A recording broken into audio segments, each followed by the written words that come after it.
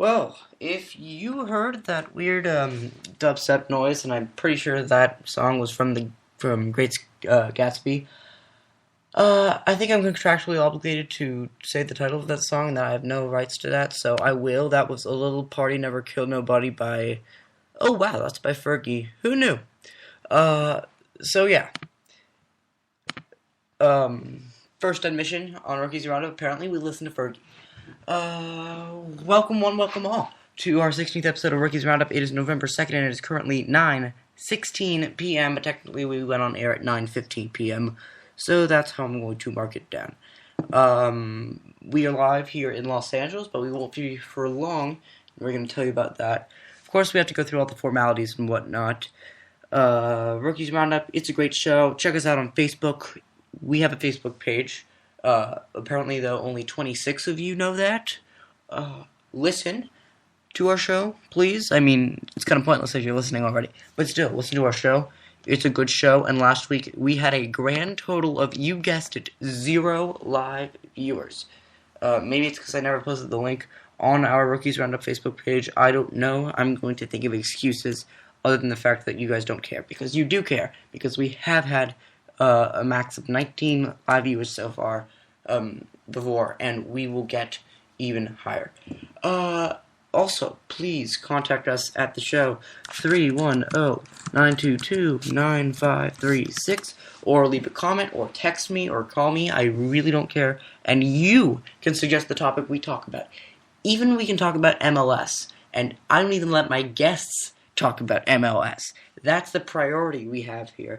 And speaking of guests, Carl Mogline will be back after a 2-week hiatus because he has a life to live on Saturday night. Not that I don't, but, well, yeah, Carl Mogline is here. And No Taborda may or may not be here as well. We will find out, but it's good to have Carl back. Hopefully he doesn't say anything crazy about the Ducks, but, you know, you get what you get when you invite Carl onto your show. No regrets, hopefully. Carl, don't... well, I promise I won't talk... Carl, I'm doing my intro. Go back to muting your microphone. You're not supposed to come back until I take my first commercial. Yeah, I told you guys. Carl, I swear this is the second time I've been hijacked on my show by a guest who I wouldn't close out the Skype on. I don't want to have technical difficulties. We are 3 minutes into the show, Carl, and you've already intruded, shall I say, on your stay, and I don't appreciate that. So you're going to remain quiet for the next 3 minutes. Let's see, what else? We are on Spreaker.com. Spreaker, it's pretty cool because we get to broadcast live.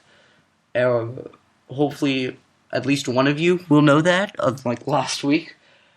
We also, of course, you can play back our shows anytime. I will post the link to our Facebook page, which has 26 likes. And I can get detailed stats about our Facebook page once we get to 30. That's right. There is a sabermetrics for broadcasting. I've created it. I have gone Excel spreadsheet crazy and have learned that Saturday nights are the most popular time slot. But no matter about Excel spreadsheets. We are a member of the National Sports Network channel. We have a bunch of cool shows. As a matter of fact, when I was doing a show with Carl on his show on Friday, we got National Sports 50,000th play, which is insane. So clearly we are worth the hype because we definitely have hype and you've heard of us. And if you haven't, well, now you have. To check us out more, because clearly we're worth it, 50,000 of you who've already listened. Facebook, you can contact us at National Sports, on Twitter at all caps National Sports 1, and on Instagram National_Sports. Insert punny hipster reference here. So about me again, check out the Facebook page. Now it's time to make our big announcement. We are Rookies Roundup is taking a continental tour for the next month. That's right. A lot of traveling going on all over the place, and I'm bringing my laptop with me, which means I get to technically say that we are doing a continental tour. This week it's in LA. Next week I will be in Green Bay for that game against the Eagles, so we'll be live from Green Bay. The week after that, I've been very lucky to get the opportunity to go to Boston. I believe we will be broadcasting on a Thursday night. I'm not sure. It depends how, unless I'm completely exhausted. Hopefully that's not the case, though. And we will be going to a Celtics game, so that'll be fun. Rookies Roundup live from Boston. Then a week after that, we'll be back in LA. And then the next week, vamos a Mexico. That's right, live from Cabo San Lucas. Rookies Roundup goes vivo en español. So technically, it's an international tour. So yeah, a lot of exciting stuff coming up for us. Hopefully, we'll be able to hit that 2,000 view mark soon. I mean, we've already hit 1,000. It'd be great. So just keep on listening. Share on Facebook. The power of social networking will not be denied. Anything else? Yes. I just realized I can share the URL right now. So I'm going to post that on our Facebook page. If you're listening, go ahead and like it up. Of course, you're probably so consumed with listening to us now, or at least I hope you are. So when we do our quick 13-second commercial, that's when you can go ahead and like our Facebook page. Or do it right now. I really don't care. I'm already beginning to ramble, and we can't afford to ramble because we have too much great stuff to talk about. So we are going to take a quick commercial. They're going to say something about a word from your local station. We don't have local stations because we don't believe in commercials, but we do believe in shameless self-advertising. So, see you in 20 seconds or so, and we will begin with basketball. Don't go anywhere unless it's our Facebook page. We'll be right back. Your presentation of national sports is brought to you by Spreaker.com. Broadcast and listen to news, radio, and music with one low monthly rate. Your show will be right back after this word from your local stations. We are your local stations, and that's the only one you should be listening to. Just kidding. I'm not that threatening. Speaking of not that threatening, it's Carl Mogline, who is going to get that terrible segue. I'd welcome him onto the show, but clearly he already welcomed himself on about 4 minutes ago. So, Carl, it's good to have you here officially. It's good to be here, I guess. Apparently you don't love me as much as I thought you did, but that's not... Well, no, I mean, bromance, if you want, but, a good bromance would not have people impeding on each other's shows when they are trying to shamelessly self-advertise. But I'm part of your shameless self-advertising. And because you shamelessly self-advertise, I get to shamelessly self-advertise. You have my blessing. Go follow me on Twitter at Carl_PM. Go listen to College Football on Air, also on National Sports. Go listen to the episode from last night. It's a bunch of stuff about this next week that happened today, but you can laugh at all our random jokes. Go follow me on Twitter. Again, at Carl_PM. It's Carl with a K, don't misspell it. Listen to College Football on Air. Go like that on Facebook. Jake's there a bunch. It's fun. We do that a lot. And go like other shows in the Crease with Carl Mogline. And 50 State Sports Update on Facebook. So go find stuff on Facebook. And once again, I am more wonderful than Jake. Carl, that was completely shameless, and I am proud of you. Oh, one more thing. So last week we didn't have a script. The week before, we've been all over the place. We are trying to get this train back on track. Because here at Rookies Roundup, we are apparently a train. We will be doing flash forward points. I have a script this time. I came prepared. As soon as I got home from the Bruins-Buffaloes game, which UCLA won, by the way, I wrote down a script. I have it right in front of me. So if you don't want to listen for this entire show for some weird reason, because all of it's amazing, but if you're, have the attention span of a goldfish, or have other stuff to do that's apparently better, we will be posting flash forward points at the end of the show on our Facebook page, but you only get to see them if you go onto our Facebook page.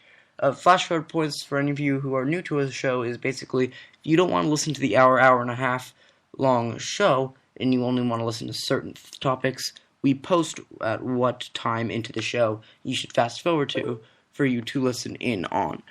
So, hopefully you completely enjoyed that. Carl, if anyone heard that beep, it's because Carl tagged me in a Facebook post that said, I'm on Rookies Roundup with Jake Liker. So, thank you, Carl, for unleashing and harnessing the power of social media.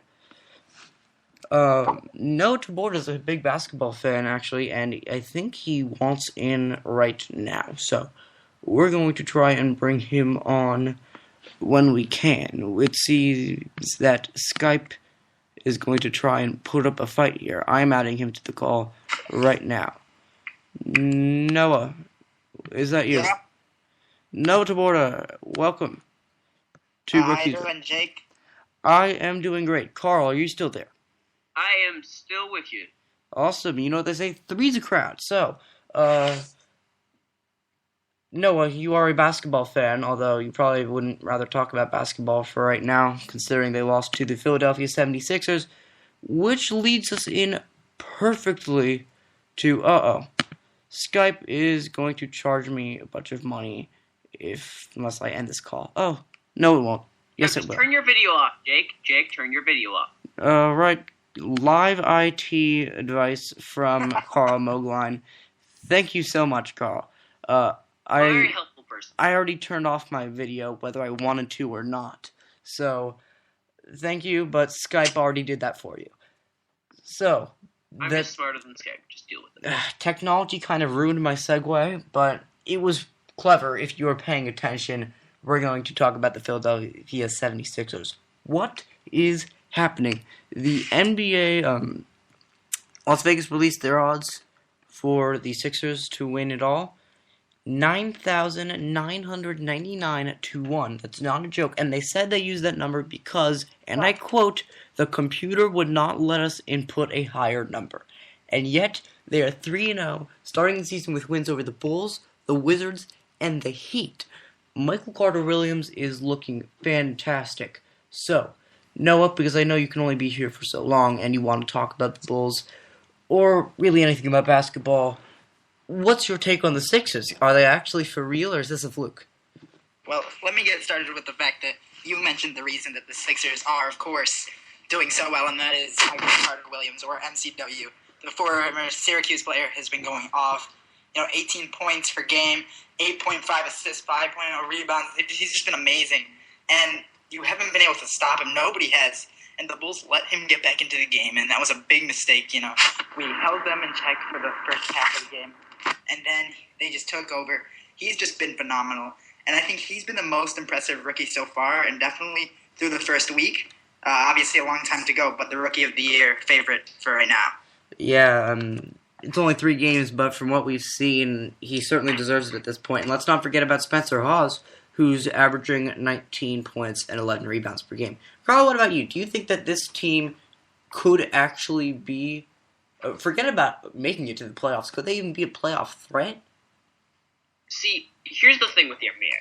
When you look at the NBA, you only have 5 guys on the court at one time, which means a single player makes such a big difference.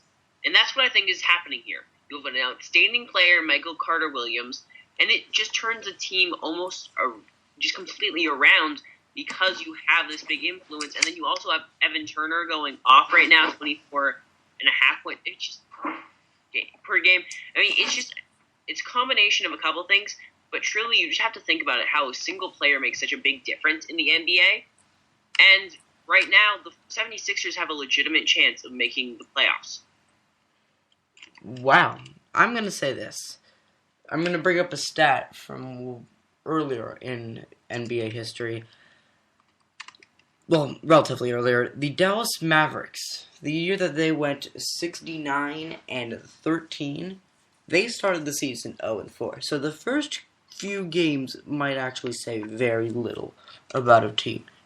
Give credit where credit's due to the Philadelphia 76ers, but I mean, keep in mind these were both wins at home, too. I don't know what they'll be able to do on the road, especially when they're facing stronger teams. It's not going to happen every night that you force Derrick Rose to turn the ball over 8 times. So, while it is very exciting to see the Sixers play the way they're playing, I don't think that this could be a playoff team. But, I'm hoping that they'll prove me wrong. Staying with Philadelphia, LeBron James said earlier this week, and I did mention that I'm going to be ranting about this, quote, pound for pound, Allen Iverson is the greatest player to ever play the game, end quote. This is, I don't even know. Noah, can you help me with my loss of words right now? Didn't we already have this argument when he first announced his retirement, and you said that he doesn't deserve to be a Hall of Famer, and I said he did? Yeah, I think we did. I still think he deserves to be a Hall of Famer. I don't think he's pound for pound the greatest. On that point, LeBron's a little overstating it. He's He's not the pound for pound. I don't want to be rude to him. I don't want to be rude to Allen Iverson. But still, Allen Iverson's a Hall of Famer, but nowhere near the pound for pound greatest. Even if you talk about pound for pound, I'm still going with Michael Jordan. But LeBron's got to be careful what he's saying, especially because everybody hates on everything he does say. But I do think Allen Iverson is one of the best players in history and does deserve to be a Hall of Famer. Listen, you don't want to be rude to Allen Iverson? That's like saying you don't want to be irrational with the North Koreans. Listen, Allen Iverson with his whole practice rant and whatnot, I mean, sadly, that's probably going to be the highlight of his career. And you know what? And part of being, it's a learning experience doing radio broadcasts and whatnot. And I'm going to say that I was wrong. Allen Iverson does deserve to be a Hall of Famer, but so does Tracy McGrady. And I'm not budging on that one. But the fact that he would say that, it's terrible. Carl, what do you think? All right, I just want to bring up a couple stats here with the pound for pound greatest thing, just because I think they amuse me. Michael Jordan is 216 pounds. That is quite a bit heavier than Allen Iverson at only 160 pounds. That is assuming that Michael Jordan can still be, I believe it would be a whole, it's 33% greater, and he would still be just even. So, the pound for pound thing, I just had to bring that up. But no, it's kind of ridiculous to say this. I mean, I think he was making more of a point how Allen Iverson really did so well, even though he was a small player. But that's what I think was coming out of this as the point. But I don't think Allen Iverson, you can say, deserves this. I'm going to bring in somebody that we practically idolize here at Rookies Roundup, and that would be Stephen A. Smith.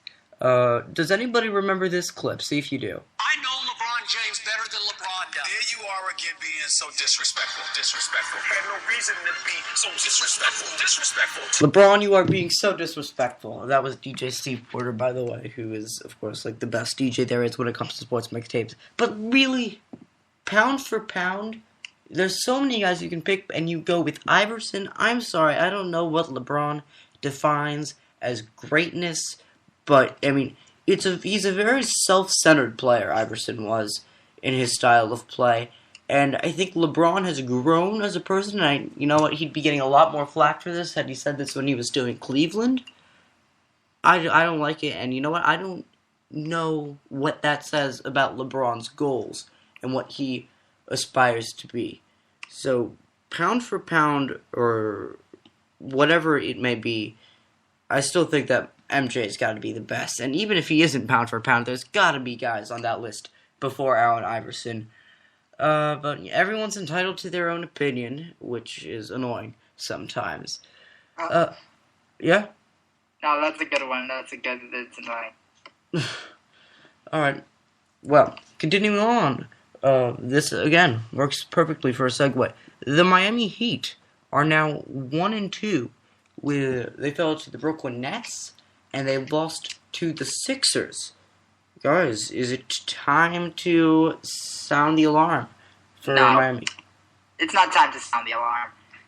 Remember, this is 3 games into the year. There are still 79 games to go. If you sound the alarm, you're getting a little ahead of yourself. And I look at it, and, you still, LeBron has played phenomenal, but the thing is, LeBron James isn't playing at the same level that he did last year. He hasn't been taking over the game as much. And overall, the team hasn't been playing as well, in my opinion. You look at the game against Brooklyn, they dug themselves a big hole, and they weren't able to claw themselves out of it. They came back, but it wasn't enough.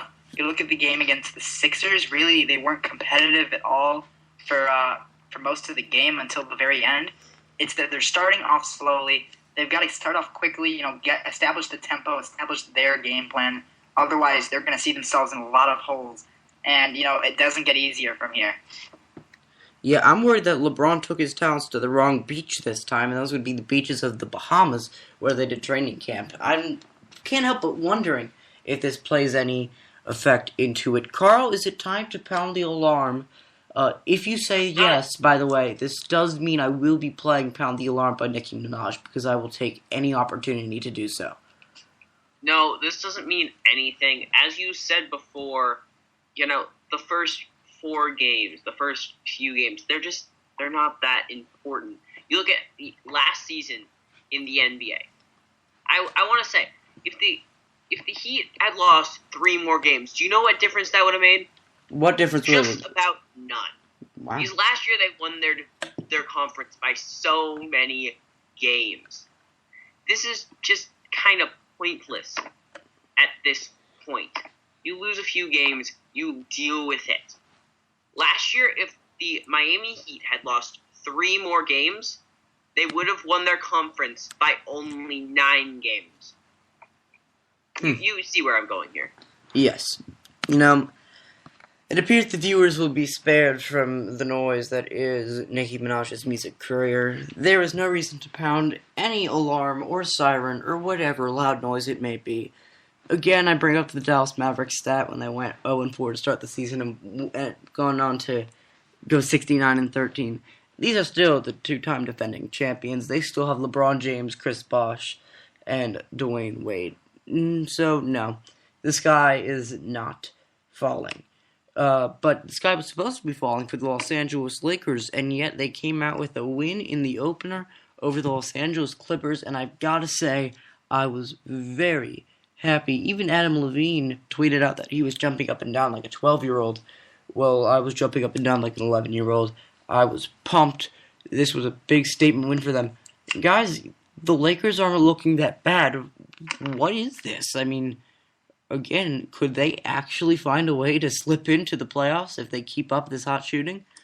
Well, I don't think they will slip into the playoffs unless Kobe Bryant comes back soon. And if he does, then they make the playoffs and they get knocked out in the first round and they end up with a bad pick. And it's just, they're either not going to make the playoffs but just miss it, or make the playoffs and get a bad pick. And there's really, it's a lose-lose for the Lakers because they're not good enough to be a contender or a playoff contender, and they're not good enough, and they're not bad enough really to be a high draft pick. And that really hurts them because you look at the team and it's not very good. Their youth, it's represented by Jody Meeks and Wesley Johnson.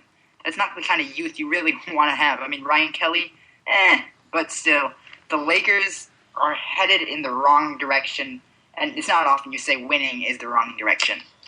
Yeah, here's what I have to say. First of all, somebody did just call my cell phone, and they're doing it again as no caller ID. If you're going to call, don't do that star 67 nonsense, because that's sketchier than Gilbert Arenas with a firearm in the Wizards' locker room. So, if you're going to call, just don't pull anything on us. We're smarter than that here at Rookies Roundup, whether you believe that or not. So, we continue on. But if you want to call without star 67, that's fantastic, because if you haven't noticed, we're kind of desperate for callers, but not desperate enough to call like a possible prankster or something. Carl, what do you think? The Lakers, is there a chance? No. That's my full answer. Thanks. Thanks, Carl. Yeah, I'm a Laker fan, if you haven't been able to realize this by now, but that doesn't mean I'm quite yet ready to say the Lakers could go into the playoffs. I mean, when it comes to relying on hot shooting, especially in the perimeter, you can be a very inconsistent team. Even if you look at college, such as like the Iowa State Cyclones, they really lived by the 3 and died by the 3. It's not a solid foundation, although I do have to say Jordan Hill is looking fantastic. He actually leads the league in terms of offensive rebound percentage. I believe that number's around the 27% range. But no, I'm not willing to say that he's getting into the playoffs quite yet. We did mention the Lakers played the Clippers on opening day.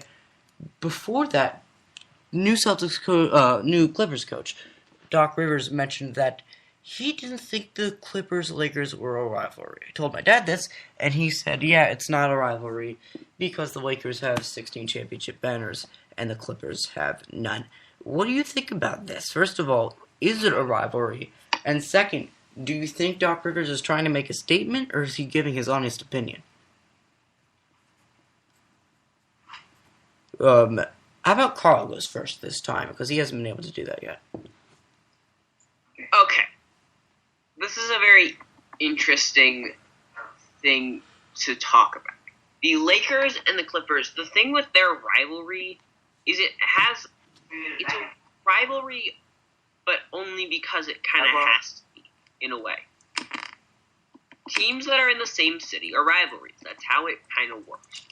You know, any team, if you have a team that say, you know, any team in the same city, they have to be rivals. I don't care if they're, anything other than that. It's just how it works. Teams in the same city are rivals.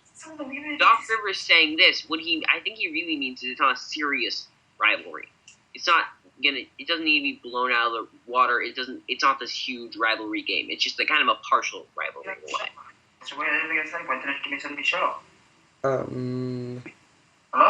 Hello? Is anyone there? Yeah, I'm here. Oh, I thought I heard some background noise. Whatever, but speaking of background noise, that's really all this is. Noise. I'm sorry. If there are two teams playing in the same stadium, in the same city, it is a rivalry. So, in my opinion, it's a rivalry. But you know what? I think there's an angle for Doc Rivers saying this. I'm not sure what exactly it is. I think he's just trying to downplay it. Maybe. I don't know. I respect Doc Rivers as a coach. So, I'm going to say that while this is a rivalry and I don't agree with the statement, I have to respect his opinion. No, I have to acknowledge his opinion. I don't have to respect it. What else is there?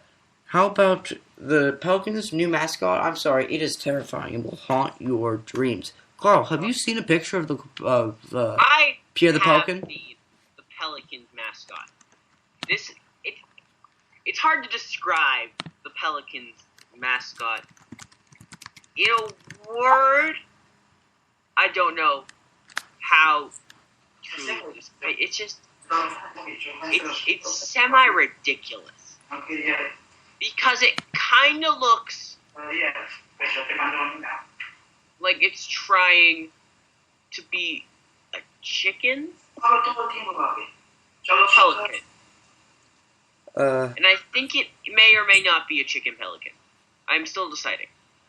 But it's somewhere in that mix. It's just scary is the true term for it. Pierre the Pelican needs to fly away. As if the Pelicans wasn't a bad enough idea for a name, trying to make a pelican look scary is horrible. We have to say goodbye to Noah Taborda. But Noah, thank you for coming here, and I have to say that you were right about the Timberwolves, and maybe I owe you an apology about Jimmy Butler. But thank you for being here, Noah. Yeah, thanks so much.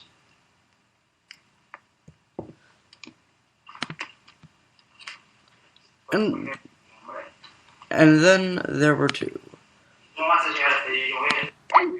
Oh, wait, something has happened. We're getting called back to more. Excuse the technical difficulties.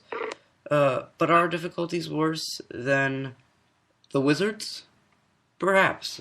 But I realized I just did not give my opinion yet about Pierre the Pelican. Yeah, terrifying, haunt your dreams, bad idea, don't. Now I get to continue my segue. The Washington Wizards with John Wall. Wall, on opening day, told his fans that they were the best in the league. There's nothing wrong with that, unless your stadium is only half full. Carl, what do you think about this? Do you think John should have just kept his mouth shut? Do you think he could have been more aggressive and been start showing up to more games? What do you think? I think it's just what always kind of happens. I mean, you tell your fans they're the best because it's just kind of how it works. I'll deal with it. I really don't care. It's not the greatest thing to say, but it's nothing newsworthy. I say you gotta keep your mouth shut. Listen, you don't need to be worrying about making your fans feel good if they're clearly not worried about making you feel good. Show up to some games, Washington. I mean, literally, you're as dysfunctional as the Congress that resides there. I'm definitely, without a doubt, thinking that Wall just shouldn't say anything. He doesn't need to be aggressive about it, but because telling the people that are already there isn't really going to help. But, I don't know. It's just got to be frustrating play for a half-empty house. Whatever. And now we get to our final and most heated topic, perhaps, in the NBA. An anonymous GM reported to ESPN that he was tanking games, that he was taking the season for a better draft pick. Carl, 2 questions. First, what team do you think this GM belongs to? And 2, and perhaps more importantly, are you okay with tanking games to win? Can I answer the second part first? You can do whatever you want, Carl, as long as you don't interrupt my introduction uninvited. Oh, too late. Kidding. All right, I'm not I will that start with the first. I will start with the second part of that question. No, I think tanking games is immoral in so many levels. You play to win, and tanking is just unclassy in so many levels. Now we look at the GM, I think, who is quote-unquote tanking to win. There's a few teams that are up there in tankability. Washington definitely could be tanking. Because they're already pretty bad, so it can look like it's not that bad. Carl, But really, may I rule out what? the Wizards for you? Why? As evidence for my team? The Sure. Wizards just traded with the Suns for Marcin Gortat, so clearly they're trying to improve their team. Who is having the house fire sale here? That would be the Phoenix Suns. You're giving away Gortat, you're giving away a lot of players. I wouldn't be surprised if Phoenix is trying to tank the season this year. Would you agree, Carl? But it's hard to say the Sun. It's hard to say the Sun.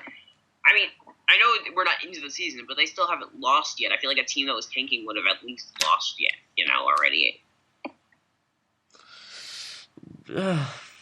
I mean, there's a difference between throwing the games and not giving your team a best shot. But the thing is, there's certain teams that are more likely to tank. I don't think the Suns were likely to tank. Then who is? I think it's a bad team. I think that the team that was already of course it's a bad team. so they almost can get away with it, but it's almost like a half tank, so they're just trying to get Wiggins right now. Carl, I need you to go into TMZ mode right now. I need you to call out a team that you can't even verify is true, but think that is the culprit. You want me to go all TMZ now? Yes, but without the team annoying that side I think effects. is tanking. You want the team I think is tanking. Yes, I do. Team that I think is tanking is the Boston Celtics. No. Oh, boo. No. Danny Ainge is not doing any such thing. I'm sorry. The Celtics have built up too much there to tank, especially in a city like Boston. You gotta have a lot of nerve to do that, and I don't think Danny Ainge would do such a thing. I don't know. I flat out think you're wrong. But perhaps we'll never know. Now, my real rant on this one. Tanking, while you think it may be better in the long run, you have to go out and win games. You are doing a disservice to the players, to the whole team, including the staff, really the whole organization, your city, everybody affiliated with you. I mean, if I, for example, if I was a Jaguars fan and I found that we were tanking the season on purpose, I wouldn't be happy. I wouldn't be proud to be a Jaguars fan. It's not right, because the whole idea of sports and competition is to go out to be the best. And it's not about the long run sometimes. Even if you think it's smart, and if you do, don't say that. Because now you're just making all the speculation. Don't even say that. Okay, if you want to do that, just keep it behind closed doors. We'd rather not know. But if you want to do what's right, what's moral, do what everyone else does. I'm telling you, this is a bad idea. Carl's upset because he just texted me and said that you asked my opinion on a thing I hadn't researched and called me stupid. Carl, I would never call you stupid. Carl. You kind of shot me. Carl, I apologize. Guys, let's all say sorry to Carl. I'm really the only one hosting the show. Carl, we apologize. For all we know, this could be Boston. You found my weakness. I have a very guilty conscience. So if you make me feel bad about something, I'm going to spend the next 10 minutes apologizing to you. Carl, do you accept my apology, or do I have to keep going? I accept your apology, Jake. Thank you, Carl. And now I can continue to breathe and live with a clean conscience. But hopefully whoever's tanking does not. Well, no, they can breathe it. I think that means it's time to move on. We're going to talk about college basketball, because technically, next time we'll be here, the college basketball season will be underway. I'm also a huge UCLA Bruin basketball fan.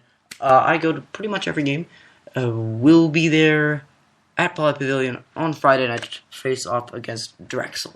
But let's face it, UCLA is not the talk of the town when it comes to college basketball, but there are teams who are. Carl, what do you expect for this college basketball season? That's a loaded question. It is a loaded question. Will you give me a loaded answer, though? I will give you a loaded answer. My loaded answer is that my first thing is that Kentucky will not amount to, and Kentucky won't even make the Final Four. The problem is feel like I see this a lot. These teams are kind of getting almost unnecessarily ranked compared to last year. You look at last year at the beginning of the season. So people thought Kentucky started the season third, and everybody thought they'd be this great thing, and then they turned out not to be. Indiana was the top team last year in the preseason. You got to look at these things, and these preseason polls are really sketchy, and I just don't think that Kentucky makes the Final Four. I am going to say this, and while it may not provide a lot of insight, it is the truth. I think this year we have to expect the unexpected. I think clean slate, because that's what college basketball is all about.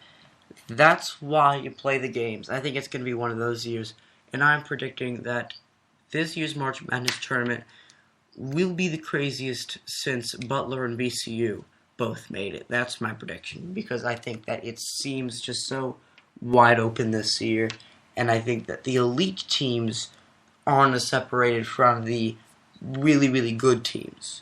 I want to talk about one more team. Of course. One more thing. I want to talk.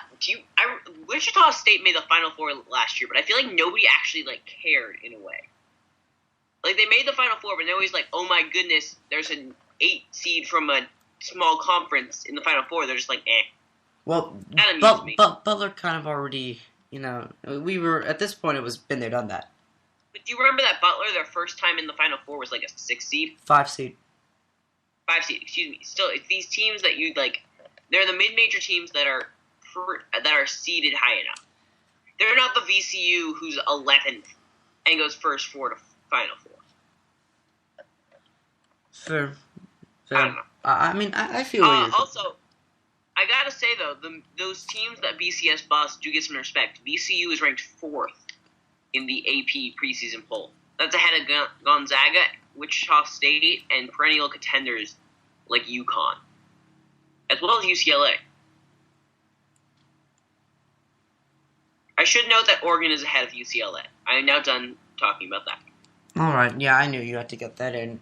It'll be interesting. There are high expectations for a lot of programs this year. It'll be interesting to see how things shake up, if recruits live up to their expectations.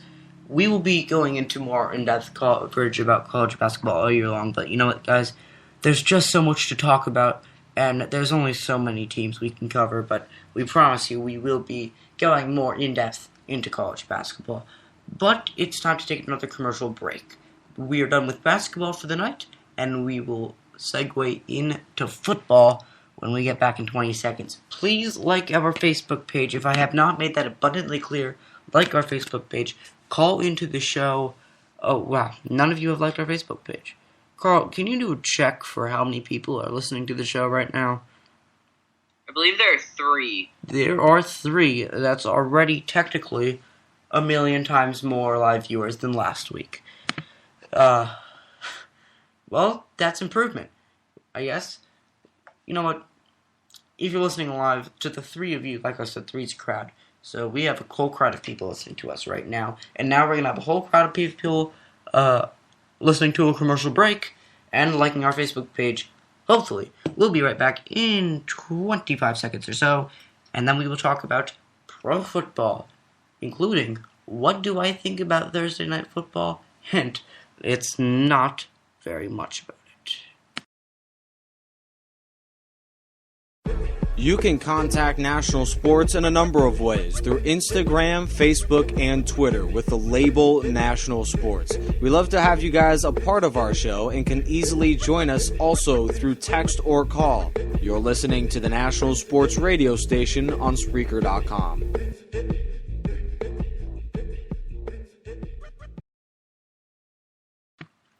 Welcome back to Rookies Roundup. This is our 16th episode.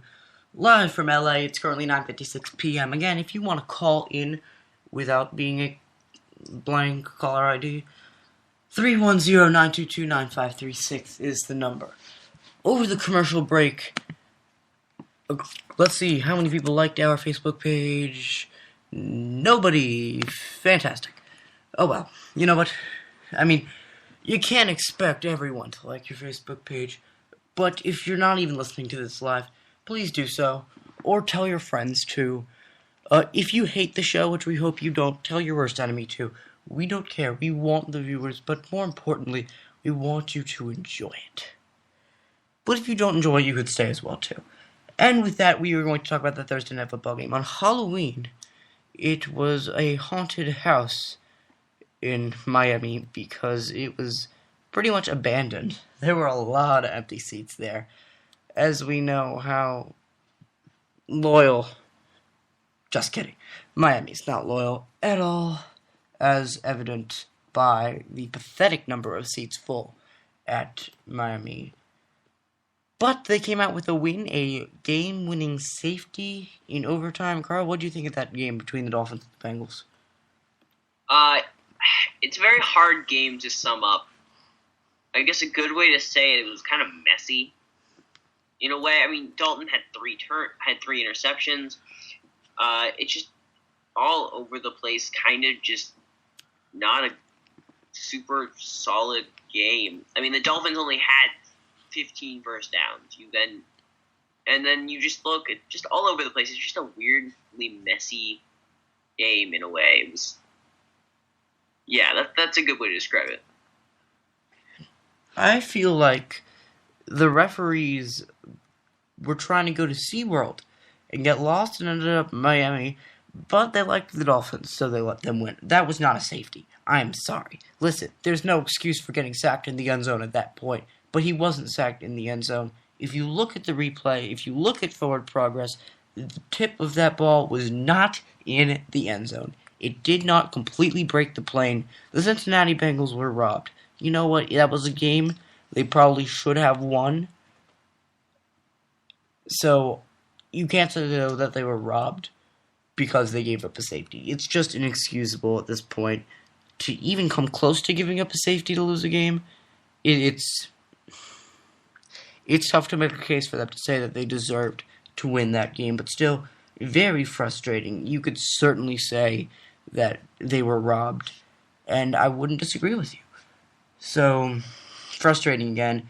As a Packer fan, I have a special place in my heart of hatred for bad calls from referees. Speaking of hatred, Justin Blackmon. A lot of people hate him, I guess. No, better segue. Jonathan Martin, a lineman for the Miami Dolphins, has been getting harassed, reportedly, namely by fellow teammate Richie Incognito. And now I'm going to pull up the official statement from the NFL and what they said. Because there was certainly fallout from this with Jonathan Martin, and he did certainly take a stand. And we were wondering whether or not there will be an investigation to this. So here we go is the official statement from the AP's Stephen Wine from the NFLPA. Quote, in a statement released Saturday to the Associated Press by the union, the NFLPA stressed its concern about players being provided a safe and professional workplace. Martin reportedly left the Dolphins because of the way teammates were treating him, with guard Richie Incognito cited in one report. Quote, we have an obligation to protect and support all of our members. The statement said, we, quote, "We take official investigations very seriously, and in this case, we have not launched an investigation into Richie Incognito or other players in Miami." They continued, "The NFLPA believes that management has an obligation to ensure a safe and professional workplace, and we will continue to be in close touch with our player leaders and all players involved as the information develops." This is horrible. Listen, you're not supposed to be a role model as an athlete, but have some self-respect, if not respect for others. There are kids out there who want to be like you, who idolize athletes. It's the culture we're in. And if what you're setting as an example is to be a bully and to harass your teammates, that's horrible. That's horrible. Jake Glazer reported that the Dolphins' Jonathan Martin left the team facility and flipped out after a teammate played a joke on him. He missed Thursday's night with what is being described as an quote-unquote illness, but really this prank just completely, he was done. ESPN's James Walker said that he's receiving professional assistance for emotional issues. It just gets worse and worse. We're wondering whether or not they will eventually start this investigation. According to NFL Network's Jeff Darlington, Incognito heard back from Jonathan Martin after he'd reached out to him to see how he was doing, saying, quote, "How are you doing, buddy?"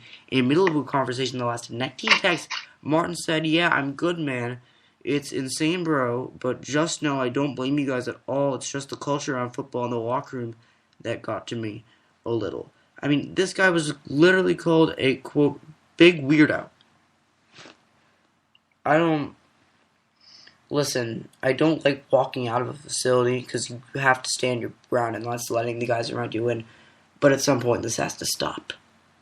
This is a new world now. We don't have to live surrounded by the stupid football jock stereotypes. It's really shameful. Carl, do you think this warrants an investigation?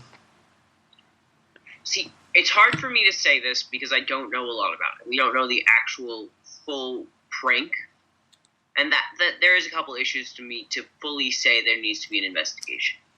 But on the premise that this was very, very serious, and the reaction that Jonathan Martin had makes me believe that yes, there should be an investigation. But again, I cannot fully say because I do not know the full extent of the prank. You know, while I would want there to be an investigation at this point, I don't think there is. Of course, when it comes to all reporting for football, we turn to Adam Schefter and Chris Mortensen of ESPN, who said, quote, "Miami Dolphins guard Richie Incognito's role into alleged harassment of teammate Jonathan Martin is under review by the NFL Players Association due to an incident that provoked Martin to leave the team, according to multiple sources, which later was disproved." They continued, "One high-ranking Dolphins official who did not want to be identified defended Incognito as a player who has been a model citizen and was mystified by any allegations related to Incognito." This is, without a doubt, a complex situation, but I can't say right now that this warrants an investigation, but it is very unfortunate if this is true, and it's shameful. It really is, and I hope that this hasn't happened. Well, it's frustrating, but continuing on players who've had dark pasts and have repeatedly shown to be frustrating situations. Justin Blackmon. Now, I just want to point this out. Carl, do you know what college Justin Blackmon went to? He went to Oklahoma State. Do you think this is a coincidence? It's more of a coincidence than you think it is, but not entirely.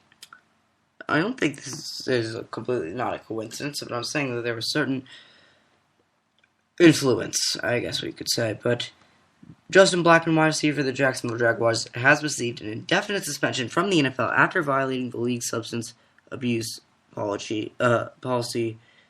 He will seek treatment to help him solve his issues. He's been improving, and the team embraced him until this. Jaguars GM Dave Caldwell released a statement on the Jaguars official website saying, quote, All of us who are a part of the Jaguars family care very deeply about Justin and his well-being. That said, he must be held accountable and accept the consequences announced today by the NFL. His suspension will provide him the opportunity to receive the attention and professional treatment necessary to overcome his challenges, and we will support him during this time. The Jacksonville Jaguars will evaluate Justin's status once he was successfully met the criteria to be considered for reinstatement to the league, end quote. This, again, people look up to you. Don't like substance abuse. You're a professional athlete. You've made it. It's the NFL. I mean, yeah, it's the Jaguars, but still, it's the NFL. Carl, what do you think about this one? Here's what I want to say, though. At least he's getting help. At least he's not... I mean, at least they're getting him into rehab. The thing is, you don't know how many players are at this state, and we just don't know about it. It may not be public. At least he's getting help. That's what I want to say about this. That is true. Oh, we are going to give you some breaking news, and we'll get back to this. But breaking news, the Miami Hurricanes running back Duke Johnson is out for the season after suffering a broken ankle in the loss to Florida State. So, of course, we'll have to talk about that later on. But about Blackman, listen, I'm very happy that he's seeking help, but this isn't the first time he's done this. Like, look at Johnny Jolly with the Packers. 4 years ago, he got arrested in this codeine scandal and was in jail, I believe, and was really kicked out of the league. And the Packers reinstated him, and he worked hard for this. But Blackman has repeatedly shown this. This is not the first stint or brush up he's had with the quote-unquote law here. I don't like it. There are a lot of guys who want to be in the NFL. You've made it this far. Don't abuse it, and don't run it up. You just got to ask yourself, is it really worth it? Because I hope that answer would be no. And if it is, then someone deserves his spot. Hopefully they're not so unfortunate to end up in the Jaguars, but at least they'd be in the NFL. Any final thoughts on that one, Carl? Nope, I just want to move to something a little happier.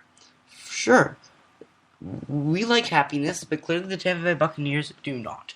Gerald McCoy has been one of the only plus sides for the Tampa Bay Buccaneers this year. And if there is a plus side to the Buccaneers, they should be taking all measures to make sure that that plus side is as happy as possible. But again, in Tampa Bay, happiness is as bad as winning games.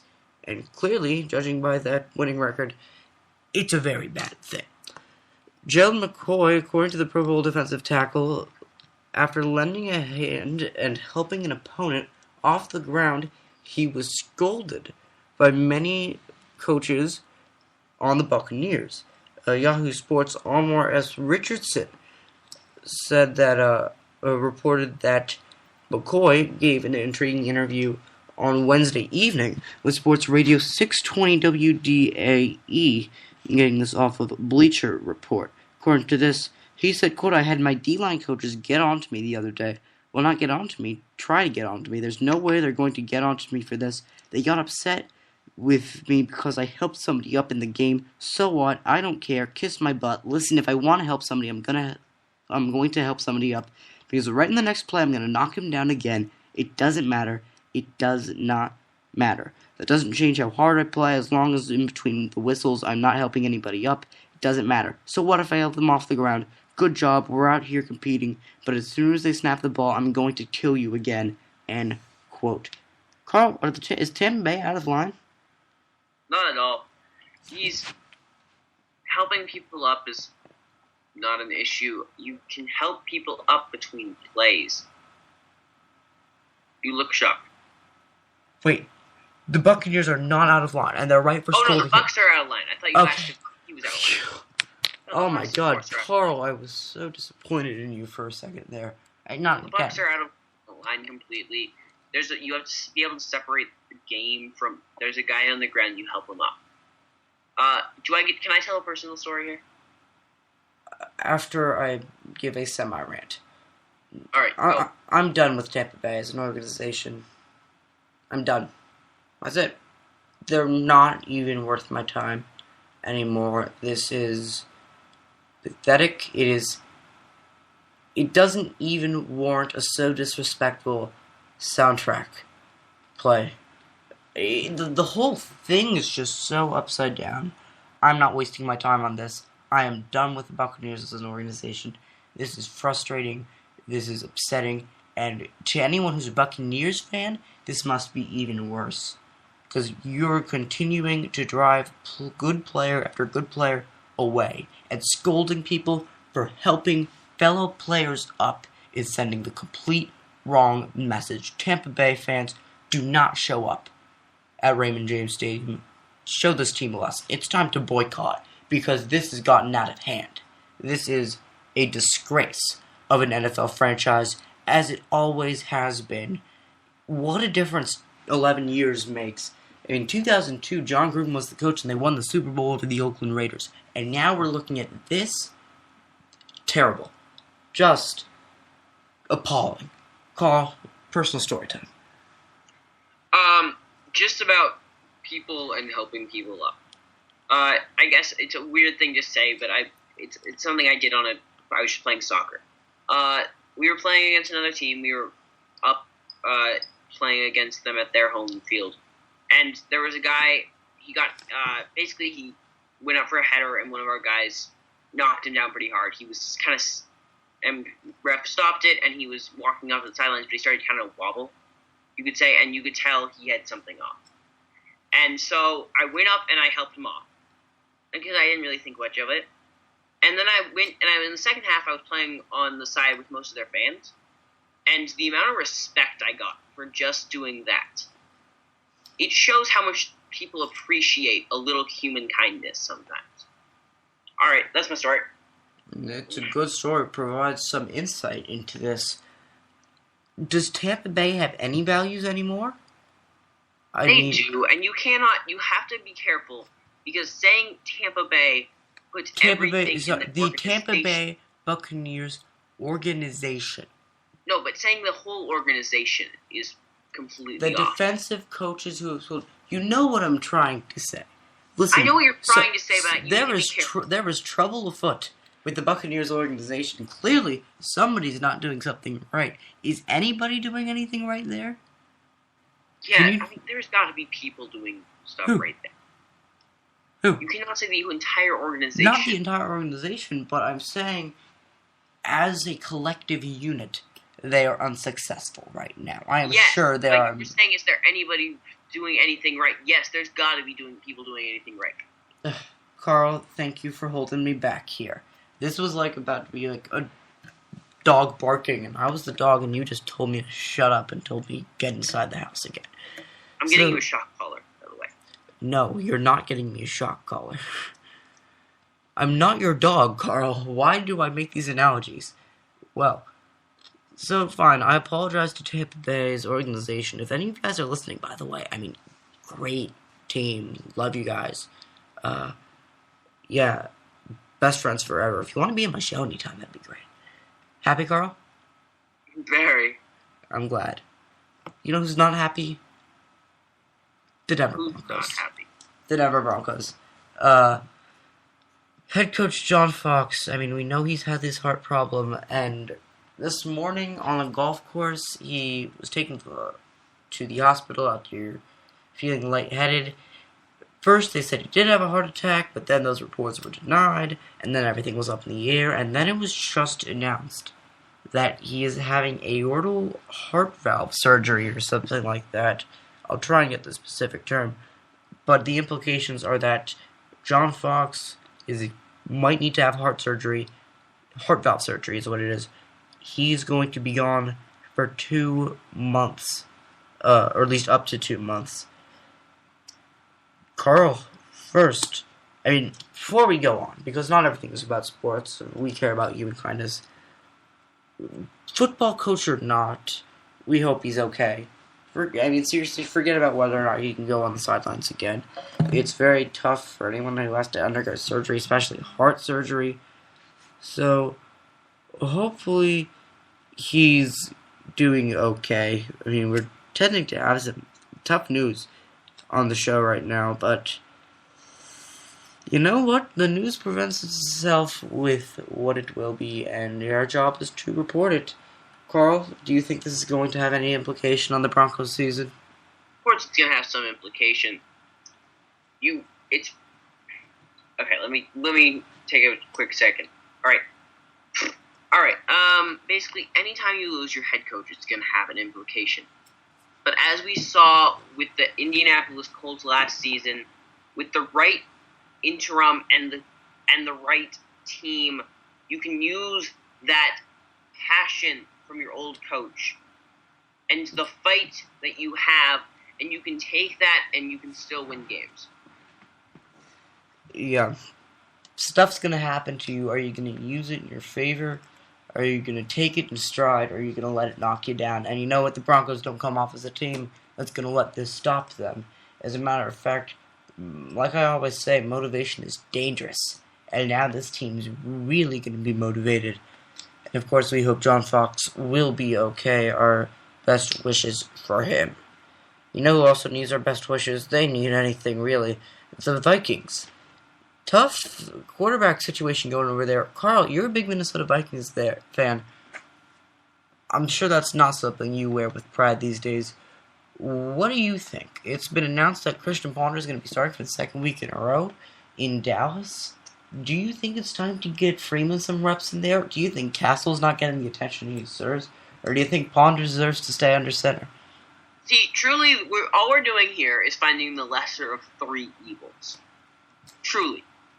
But the quarterback who has proven, to me at least, that he can have success recently is Josh Freeman. I think Freeman should be getting his chance. His first game, he was 2 weeks into an offense.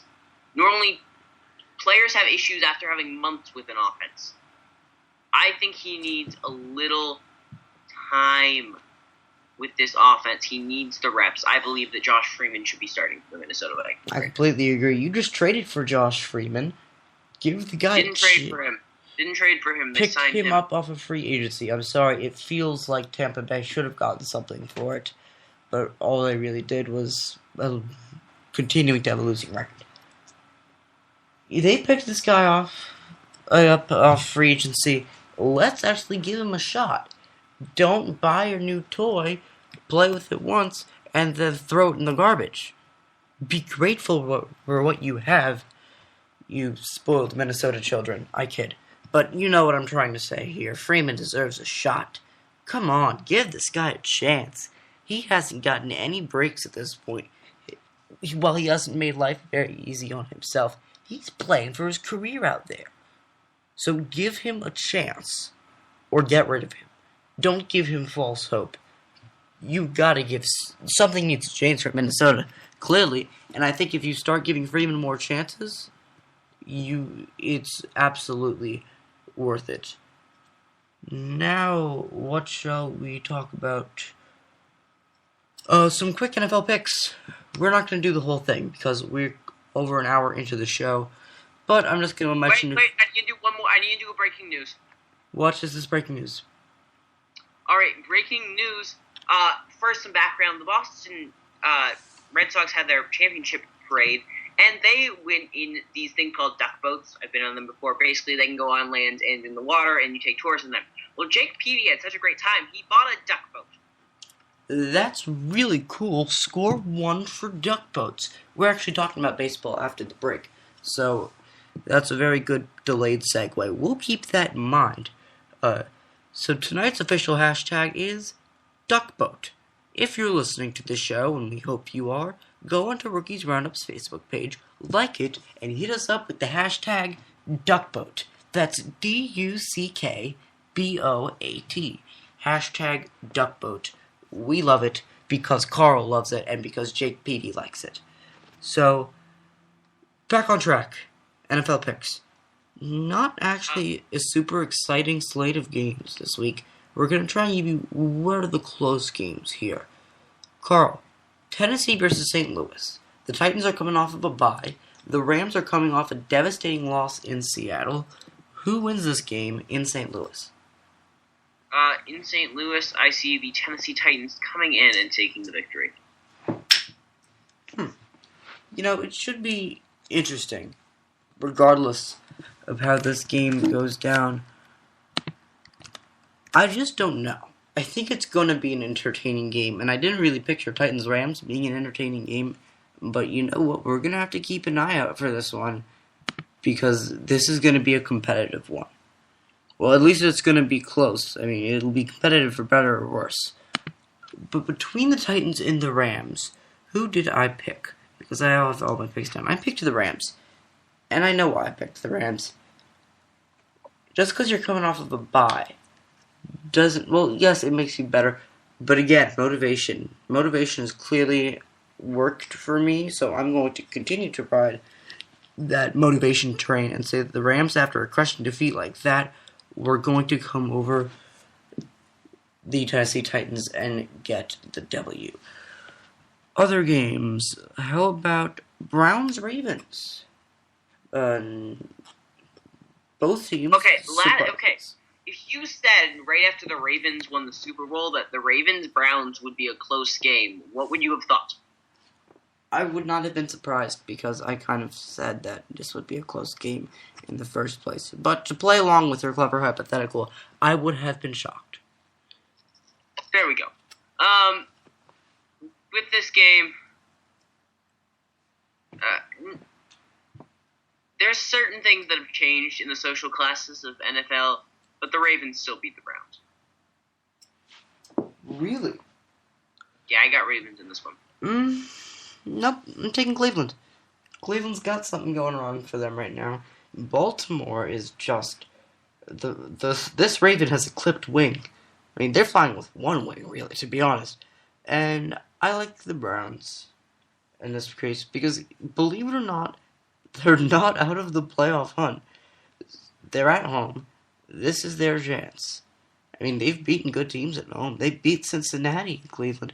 I don't see any reason why they can't beat Baltimore at home, especially with Flacco's ability to make mistakes these days and how well the Browns' defenses performed. I'm going with Cleveland in this one.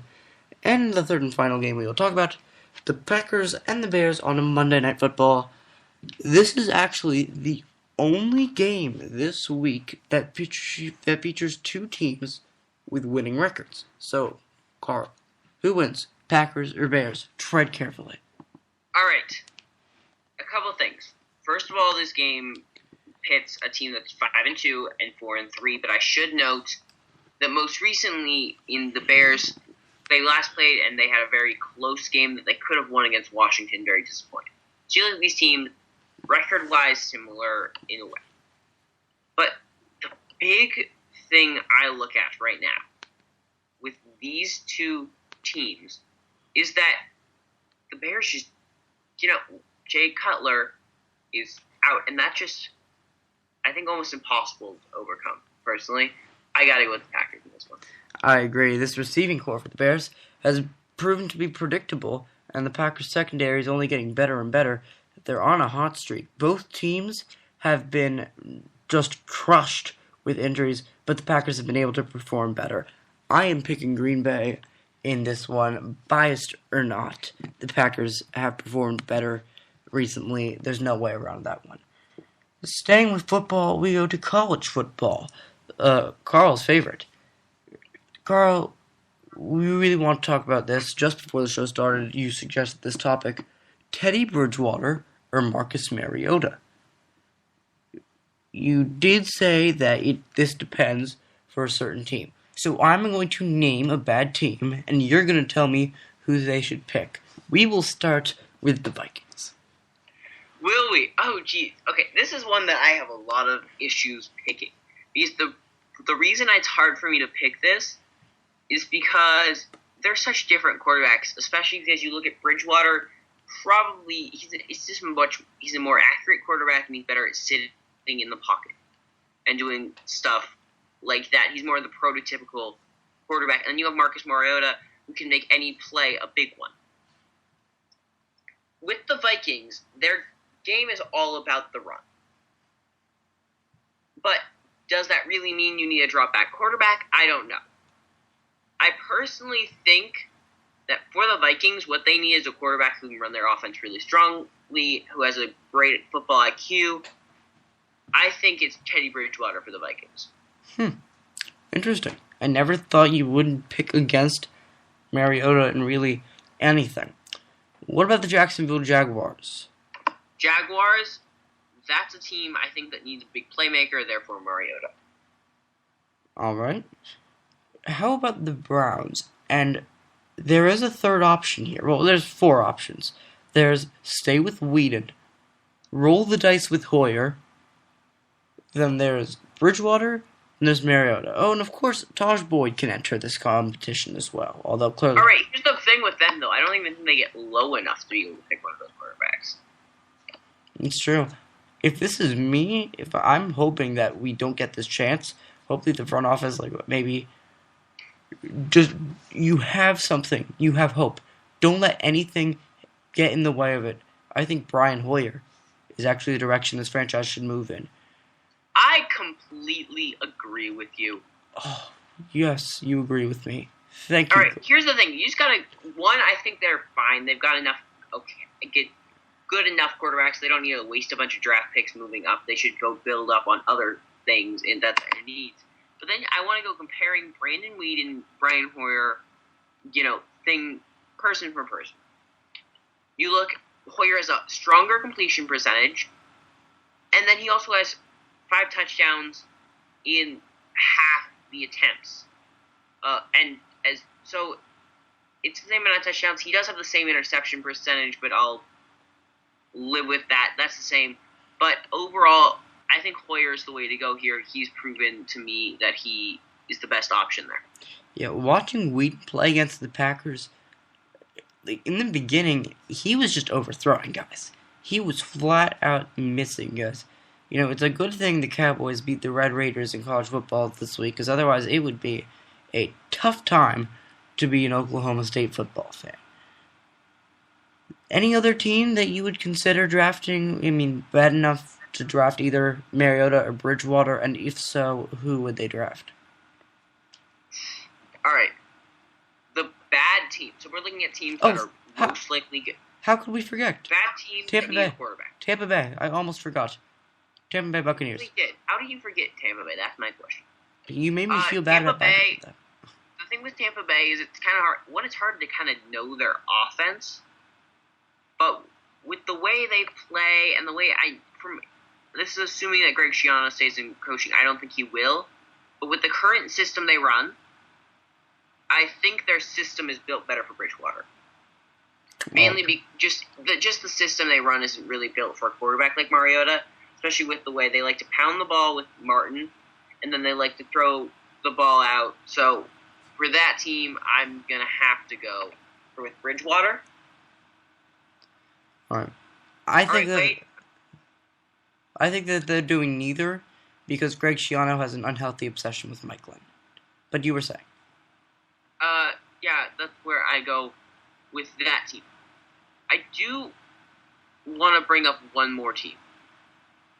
And this will bring back... I said I wouldn't go Oregon obsessive, but I do want to bring up one more team. I want to bring up the Eagles. I would bet that Chip Kelly would trade a bunch of picks to be able to pick Mariota. Chip Kelly may say replace if the Giants or Texans have a very low pick, don't need a quarterback. I think Chip Kelly would try to get down there to pick Mariota because Chip Kelly has proven what he can do with him. And he works perfectly in his offense. Carl, you're a genius. This just hit me. That would be fantastic. Philadelphia finally might find their savior by reuniting an already proven coach QB team. This could be like a Brady Belichick, but with a modern twist. It could be. Yeah, you know what? Belichick didn't previously, work with Brady, but... You know what I mean, Carl. I like the potential. I understand you. I'm glad you understand me. Last but not least, it's time for Heisman Watch. Who do you think right now, if the season ended today, would you give the Heisman to? Mariota. Plain and simple. My favorite thing is I posted something on Twitter and Facebook today. It was saying Jameis Winston had 2 interceptions today. That is 2 more than Marcus Mariota has had all season. That's just one stat. There's other stats I can go to, but overall, Mariota's been the best player in college football. It's tough to pick a guy against a guy who hasn't made any mistakes. Guys, just like the college football season and the pro football season, we are in the home stretch of episode number 16 of Rookies Roundup. When we get back, baseball and a fun new segment that comes just after Halloween, but was timely enough to talk about. A quick commercial. Please like our Facebook page. I will be so happy if we have any more likes. We do not. Oh well. Hopefully that'll change in the next 40 seconds. We're taking a commercial break. We'll be right back. Don't miss it. We're talking baseball and a funny new segment.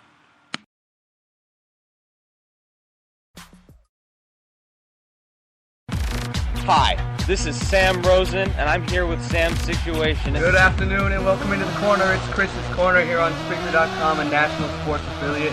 Hello and welcome to the Cameron Sadeghi Show. Hello, ladies and gentlemen, and welcome to another edition of the Deep Sports Coffee. This is affiliated with National Sports. Cameron Sadeghi, Chris Sylvester, Sam Rosen, Andrew Goldstein, Daniel Levy, and the entire broadcast crew. With Commissioner Robert Dieters, you are live from National Sports Radio Station in Los Angeles, California.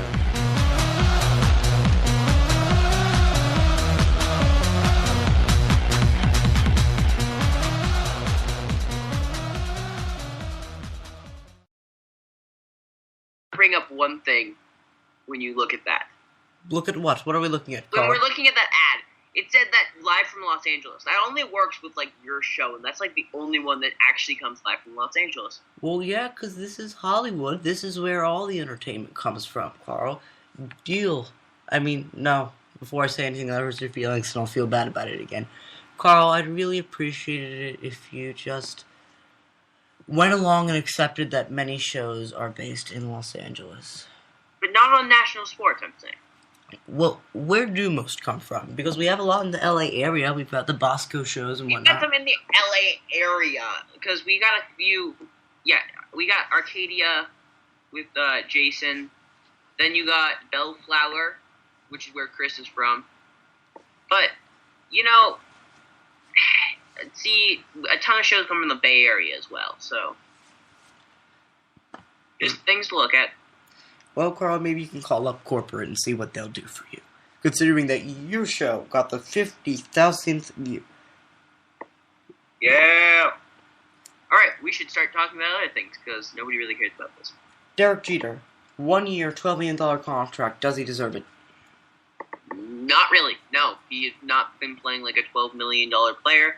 They only did this because they're the Yankees, they can, and that Jeter is the face of the franchise. Yep, I echo your thoughts completely. Congratulations to the Boston Red Sox. You are World Series champions. Carl, what do you have to say about duck boats? What do I have to say about what? Duck boats? Oh, I love duck boats. I've been in them a couple places. I've been in them in Boston and Chattanooga, Tennessee, but that's not the point here. Duck boats are awesome, and I love the fact that Jake Peavy bought one. Carl, were you rooting for the Red Sox? I was rooting for the Red Sox, and one, the Red Sox are in my top 5 favorite teams or so, but 2, the Cardinals are probably in my bottom 2 or 3. Why? How can you not like the Cardinals? I've got so much respect for that like franchise. the Cardinals. The Cardinals have always been down there. The Cardinals are one of my least favorite teams. The commonly hated Yankees are definitely one of my least favorite teams. I gotta say, man, first of all, beards should stay with hockey. I'm sorry, they looked like duck. That was hilarious. But no, I think it was really funny because then they had those, and now they have to go into no-shave November. I'm hoping they shave before this. Otherwise, they're going to have a really long beard by the end of November. This was Duck. Oh my God, you're right. Seriously though, this was like Duck Dynasty knockoffs. I rooted for the Cardinals the whole time until they got to Game 6, in which point I kind of wanted to go out and celebrate Halloween. And otherwise I would have been stuck home watching Game 7 of the World Series, which I would have done by choice, but still, it worked out that way. Well, for me, that I still got to celebrate Halloween. The Detroit Tigers have a new manager in town. Jim Leland's gone. Enter Brad Ausmus. What do you think of the hiring? Honestly, I can say I'm not super knowledgeable on Ausmus. From what I've heard in my limited knowledge on the man, the one thing is he's young. He is 44. So I think he could get a nice pop of youth into this team because Leland is not exactly the face of youth. But how can you not like Leland? I mean, I like Leland. I'm just saying that maybe a little young energy could definitely help this. I like Brad Ausmus. His last appearance actually was for the Dodgers in October of 2010. He played 17 seasons. He's definitely going to be a player's coach. Well, player's manager. He was the manager of Israel's World Baseball Classic team, so he does know about managing. In his 18-year Major League playing career, he was with the Padres, the Tigers, the Astros, the Dodgers, 3-time Gold Glove Award winner in 2001, 2002, 2006, and an All-Star in 1999, as well as the 2007 Darryl Kyle Award winner for integrity and courage, presented annually by local chapters of the Baseball Writers Association of America, or the BBWAA. Given to players on the Astros and Cardinals. All right, I want to bring something up with Brad Ausmus.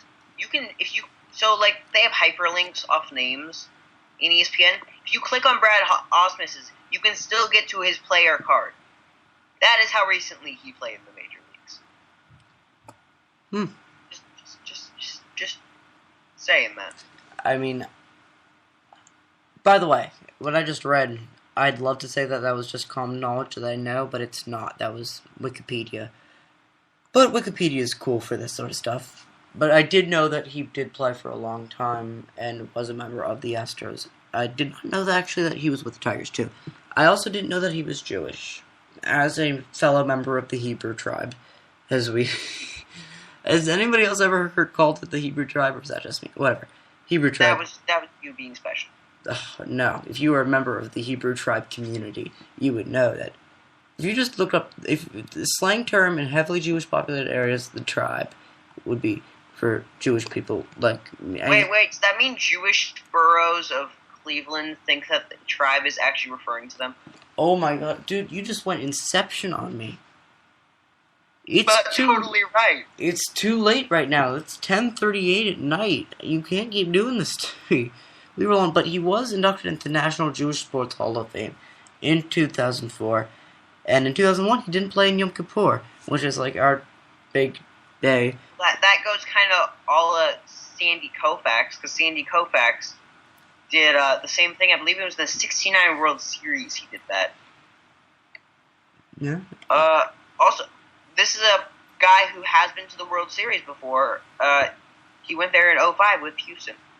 Overall, I like the hire. I think it's smart. Did anybody else... I was just randomly researching some stuff on Wandy Rodriguez today because I write for this site called the MLB Nation.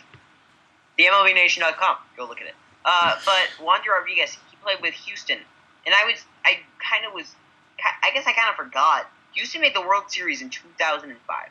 You didn't remember that? Yeah, they played the White Sox, I believe. Yeah, no, it's just that I just forgot about it.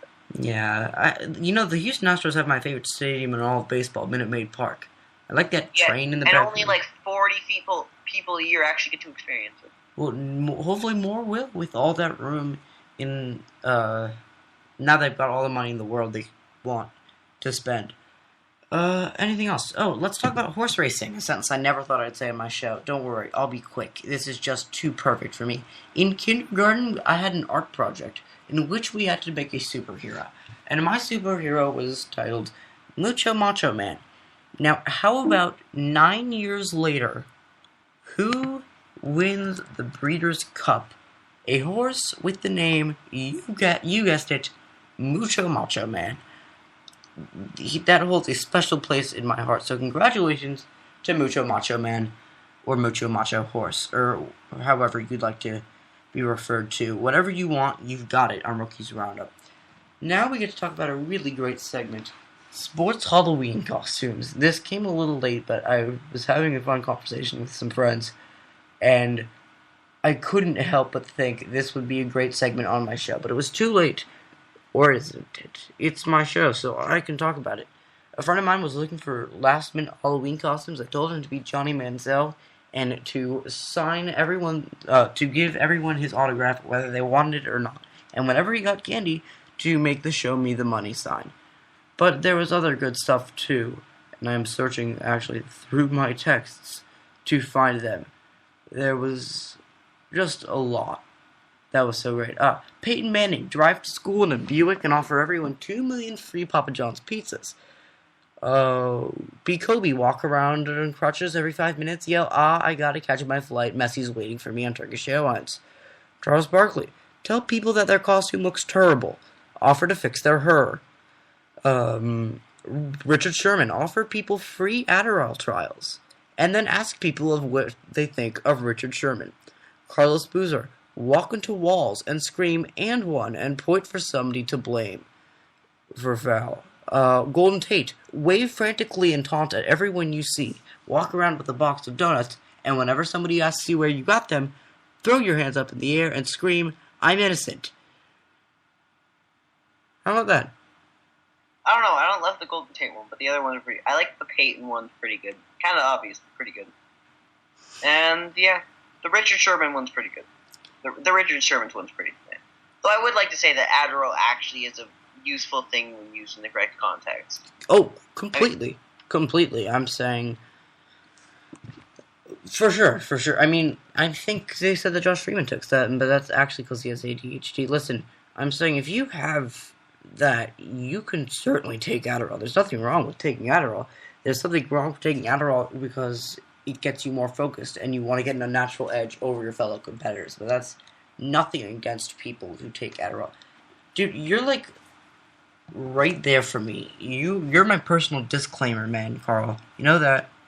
So thank you. All statements made by Jake Laker are not entirely supported by Carl Mogline, and Carl Mogline cannot be held accountable for any statements made by Jake Laker on Rookies Roundup or any shows affiliated with National Sports. Thank you, Carl. You're welcome, Jake. Well, this was a great show. Actually, it looks like we're going to be able to do exactly an hour and a half long episode, which is great. Because last episode, I wanted to have an 100-minute episode. It was 100 minutes and 1 second. The heartbreak I experienced was something I wouldn't wish on my worst enemy.